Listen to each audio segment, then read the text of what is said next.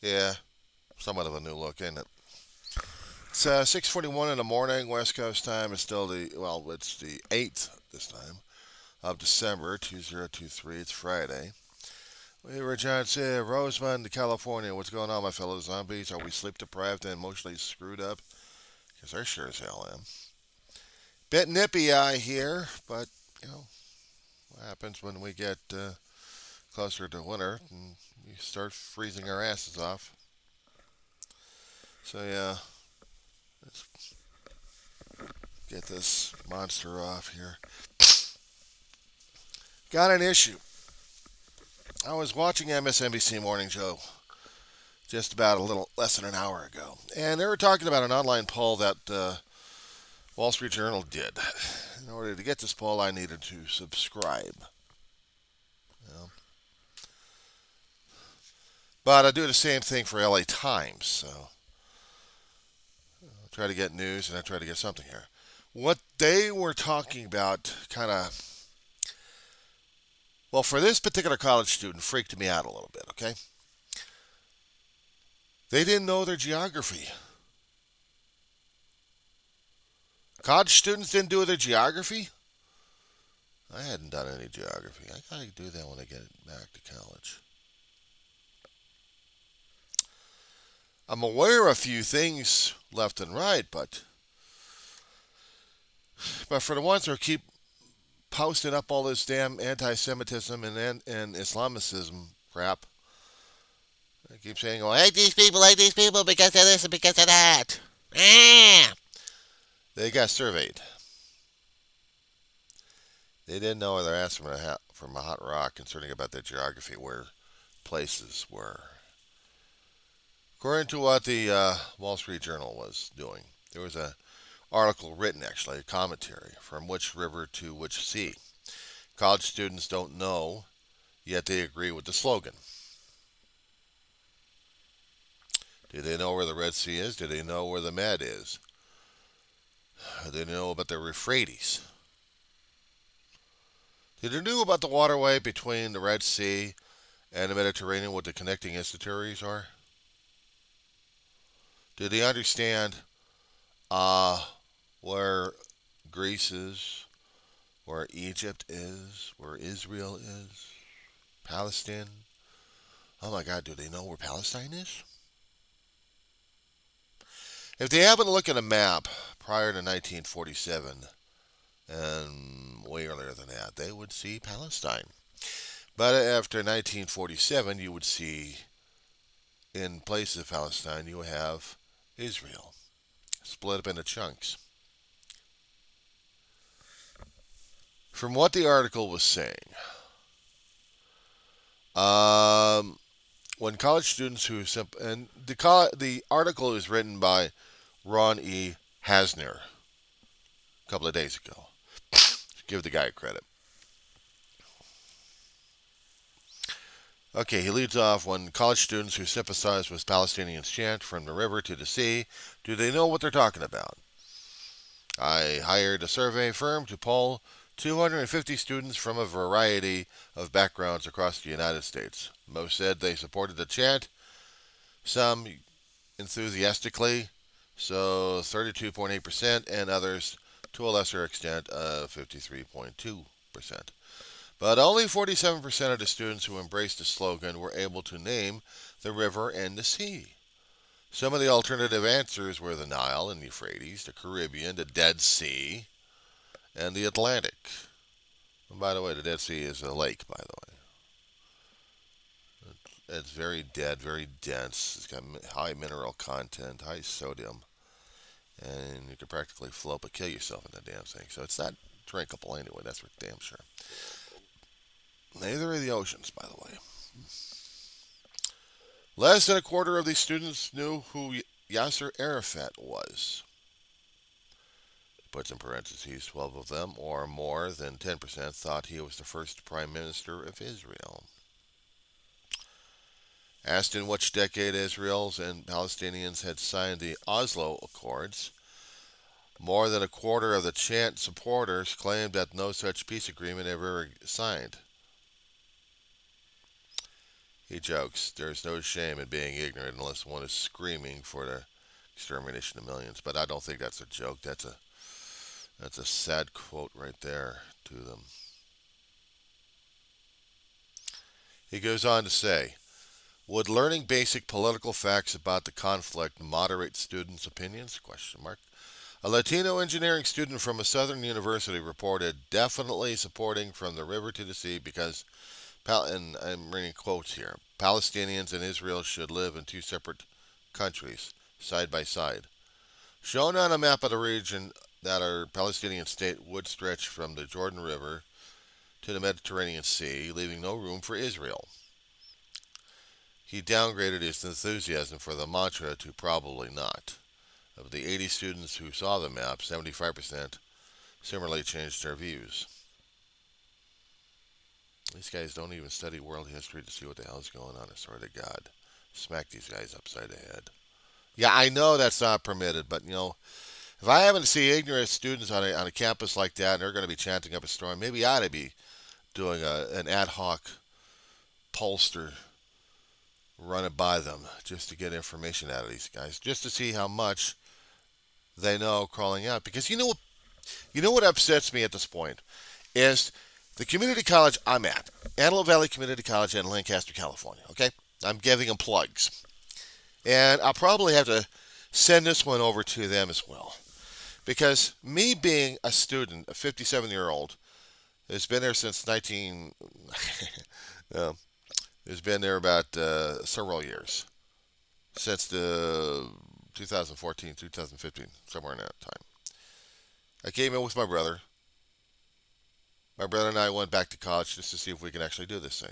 And my brother, 8 years older than I was at the time, he was having stress issues.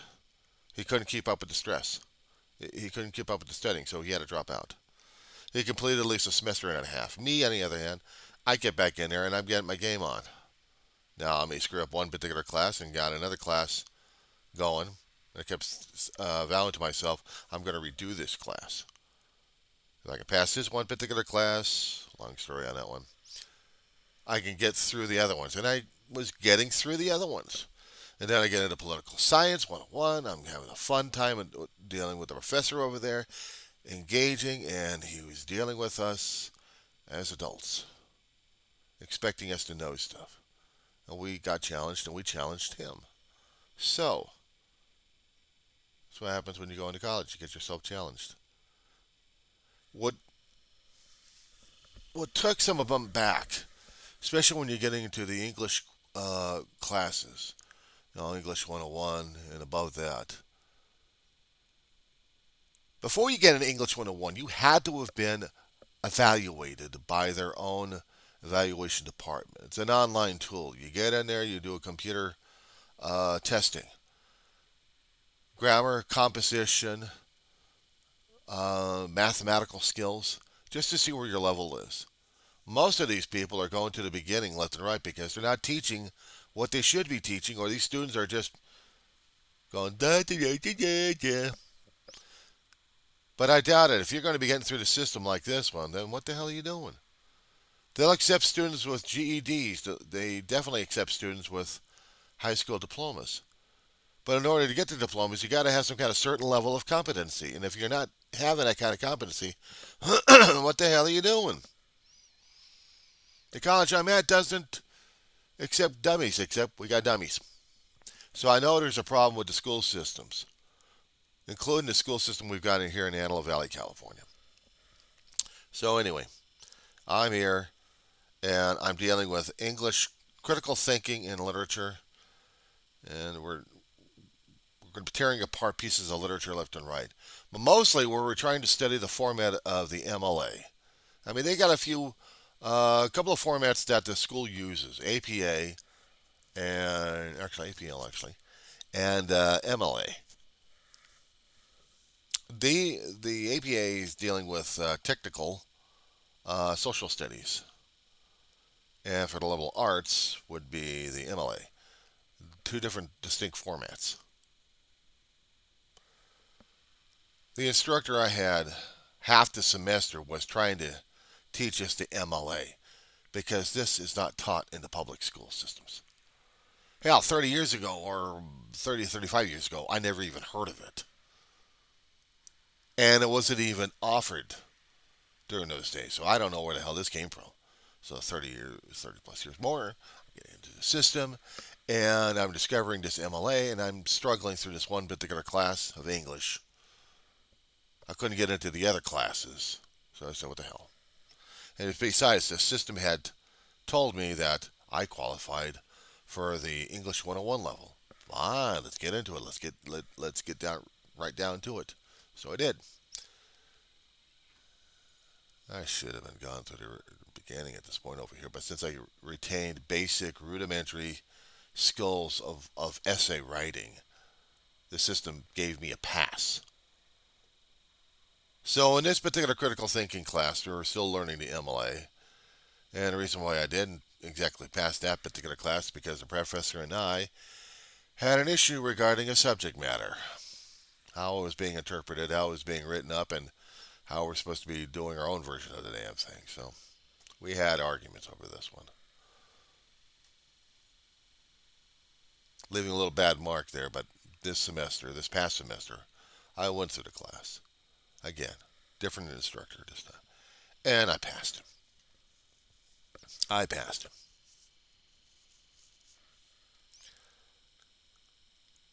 That being said, this is from an adult 30 plus years after screwing up 2 years of college and coming back in to correct a mistake.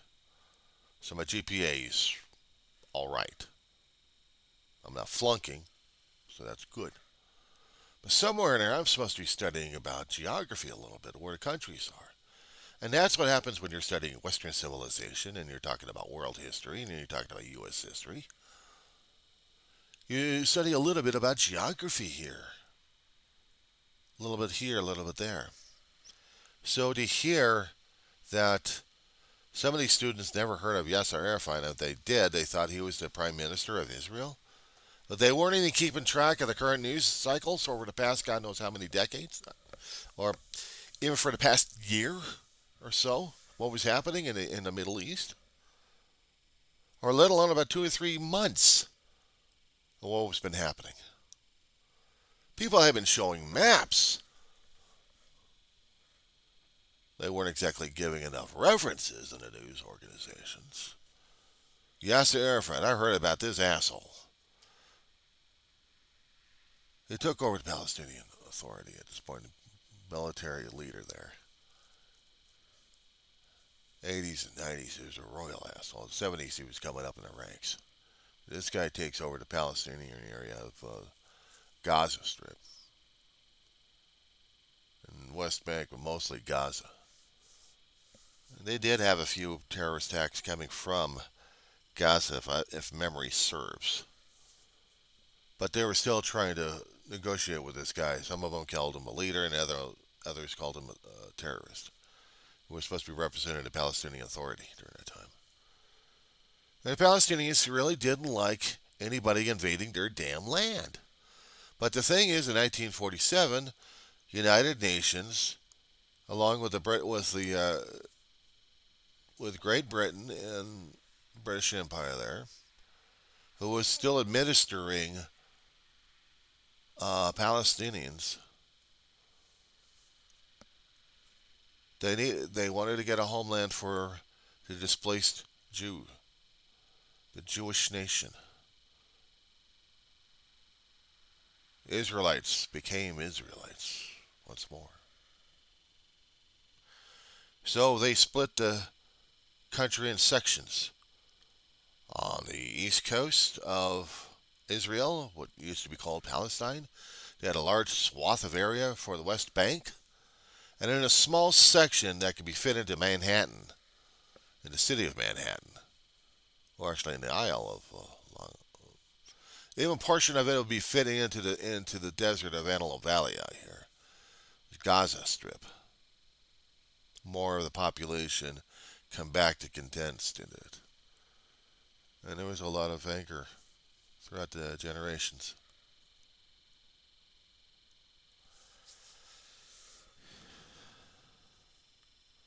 Currently, Netanyahu, who is still trying to hold on to his tenure of being the prime minister and also the leader of the Israelis, he really doesn't like Palestinians. Every time they kept proposing, every time people have proposed for the two-state solution, no, there's only Israel, and the Palestinians got to be wiped out. That's how he feels.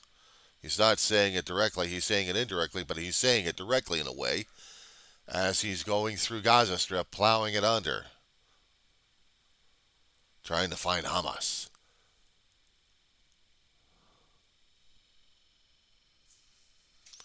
These students understand shit. Did they understand what world civilization classes were like? Did they ever take it? If you're liberal arts, you should be taking these classes because this is part of the curriculum. At least out here in California, at least out here in the Antelope Valley, in the Antelope Valley Community College I'm at. And I took it, part one and part two. That's a 2-semester class. And I took it. And I had to ask questions. I had to understand. I had to study this stuff. So when you doing a poll concerning about things like this, you really have to wonder where the hell the students' brains are. Continuing with the article here. What was his name again? Mr. Hasner. Okay, Mr. Hasner of the Wall Street Journal continues. An art student from a liberal arts college in New England probably supported, quote unquote, probably supported the slogan because Palestinians and Israel should live together in one state. Good luck on that one. But when informed of recent polls in which most Palestinians and Israelis rejected the one-state solution, this student lost his enthusiasm. So did 41% of the students in that group. Yeah, I wouldn't hold my breath concerning about a one-state solution, unless, of course, you're going to be subjugated again. To continue on, the third group of the students claimed that the chant called for Palestine to replace Israel. 60% of those students reduced their support for the slogan when they learned it would entail the subjugation, expulsion, or annihilation of 7 million Jews and 2 million Arab Israelis. Yet another 14% of students reconsidered their stance when they read that many American Jews considered the chant to be threatening, even racist. Hell, I would. I'm not Jewish, but I still consider it racist. This argument, he puts it in quotes, has a weaker effect on students who self-identified as progressive. I never have. Despite their alleged sensitivity to offensive speech. I never said I was progressive or I'm a libtard. Out here in Rosamond, California, in Kern County, this is Trumplican territory. So we have the Trumplicant, who theoretically used to be the Republican Party, but they're mostly are Trumplicans. They're sworn an oath to the Kevin McCarthy, who ditched their ass after 20 years, and Trump, who's still ditching people left and right, but wants absolute fealty of people. It sucks that these people actually believe in this crap. But they called me a long time ago when I started getting into the town's politics over here, liberal retarded. Hence the word libtard. Or libturd, as in you're a liberal piece of shit. Libturd. I own it.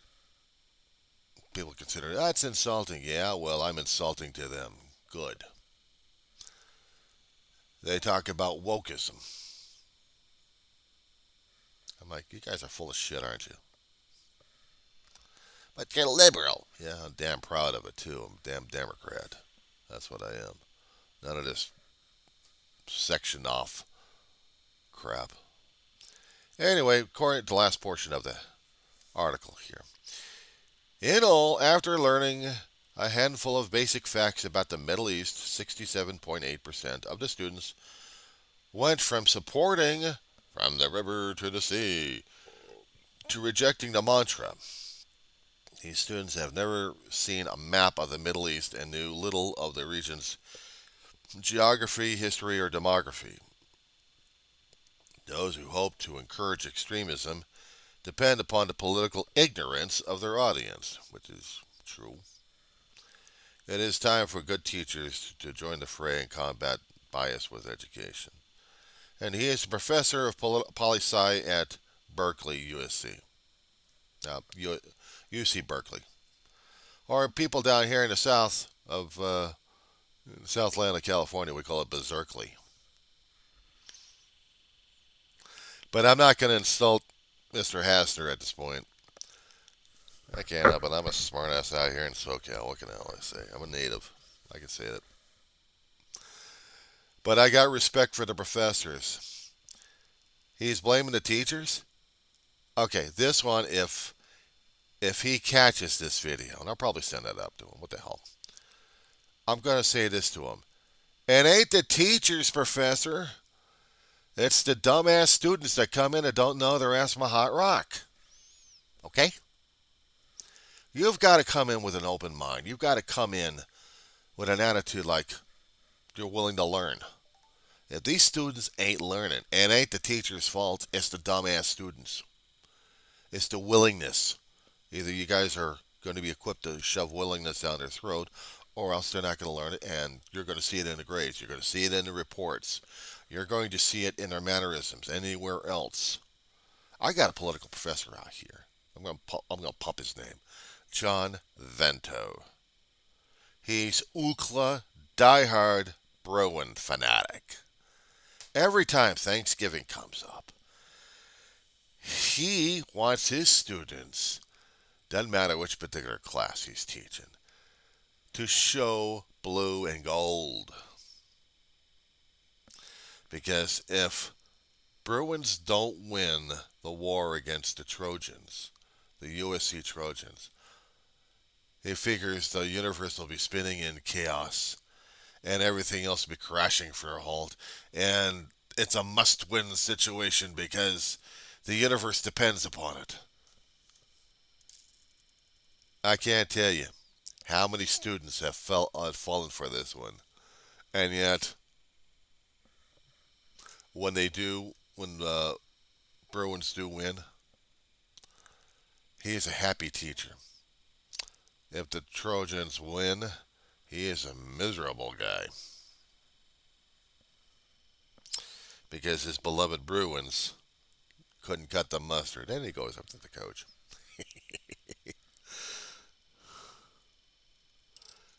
But everybody loves him on the campus.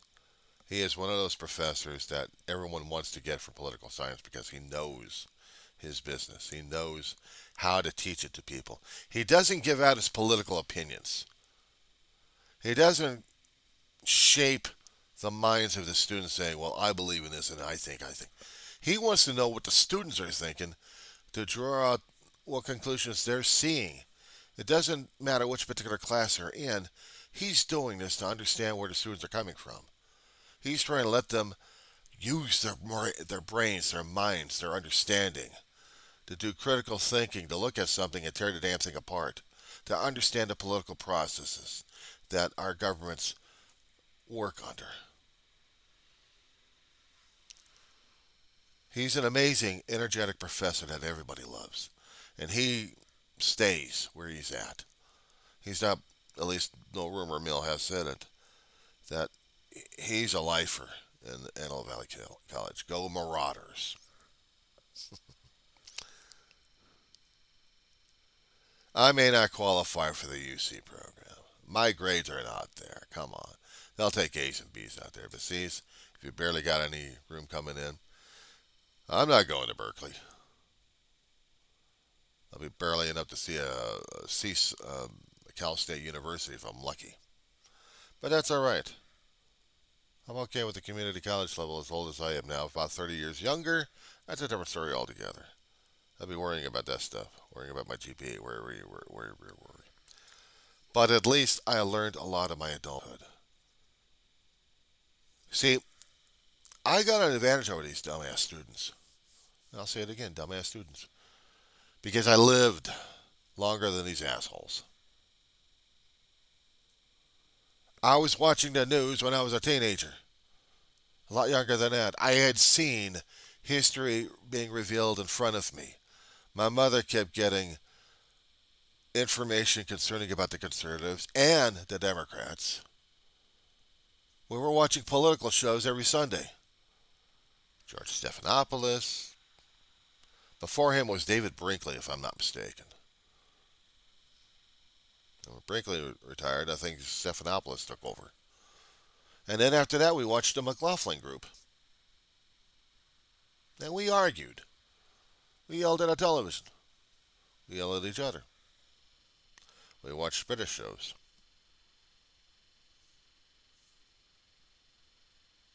Comedies and dramas and the one things I wish they could have done was Parliament. That would have been interesting to hear and see it. With the invention of digital formats, at least now we can watch Parliament at work and see how these guys are yelling and screaming at each other. But at least we learn things. You guys been watching the channel, you know that this is the Mourning and Grieving channel. I talk about my family. I mourn like crazy. Some days I'm triggered, and other days I'm not triggered. For today, right now, I'm alright. Education to me is vital. When I was these kids, I was a dumbass kid.